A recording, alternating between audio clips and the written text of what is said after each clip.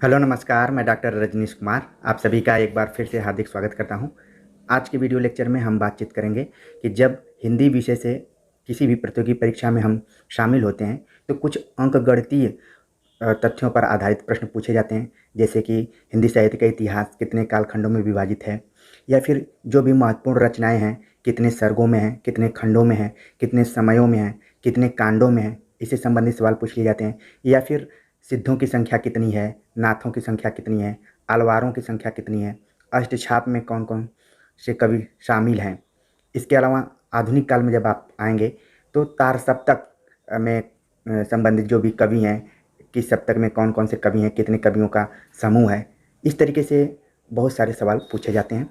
अभी हमने UGC NTA net की परीक्षा के प्रश्न पत्रों को हल किया था, जिसमें सन 2020 और सन 2019, क्योंकि इन्हीं 2 वर्षों पर मैं इसलिए जोर दे रहा हूँ क्योंकि जो भी वर्तमान परीक्षा एजेंसी है एनटीए, उसने 2 ही वर्ष के पेपर को अभी करवाया है।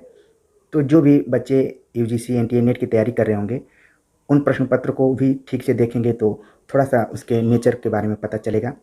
तो मैं अंकगणितीय पद्धति पर आधारित सवालों पर चर्चा कर रहा था। उसमें एक सवाल पूछा गया था कि पंच बिड़ाल क्या है, या फिर उसी से जुड़ा हुआ सवाल था कि निम्नलिखित में से कौन सा पंच बिड़ाल नहीं है। तो जितने भी ऑब्जेक्टिव किताबें पढ़ेंगे रेयर केस में किसी में ये तथ्य आपको मिलेगा, वरना जब आप आचार्य रामचंद्र शुक्ल कृत हिंदी साहित्य का इतिहास पढ़ेंगे और बहुत गहराई से पढ़ेंगे तो वहाँ पर इसका जवाब आपको मिल जाएगा। तो पंच बिड़ाल में 5 तत्व शामिल हैं। 5 चीज़ों पर चर्चा किया है।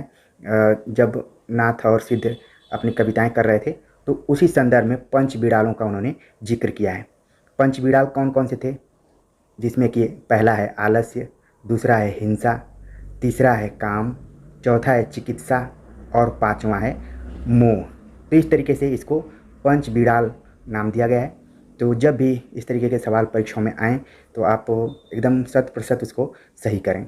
तो उम्मीद है कि आपको पंच बिड़ाल समझ में आ गया होगा। पंच बिड़ाल में शामिल हैं आलस्य, हिंसा, काम, चिकित्सा और मोह।